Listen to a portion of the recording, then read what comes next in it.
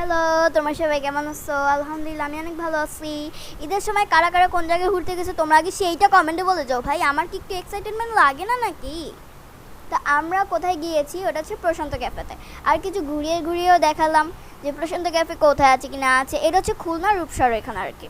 তো ভিতরে ঢুকে এত সুন্দর একটা ভিউ দেখে আমার তো মন উড়াতুড়া, কারণ এত সুন্দর ভিউ।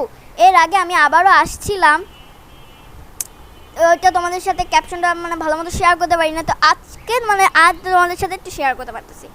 ওকে, সো ভিউটা দেখো ভাই, তোমরা ভিউটা দেখো, এত বেশি সুন্দর ভাই। সন্ধ্যার ভিউটা তো সেই, ওখানে তোমরা এনজয় করা, মজা করবা, করবা। আর বের হওয়ার সময়, এটা যখন বের হওয়ার সময় তখন এটা view, just look at the guys, এত বেশি সুন্দর।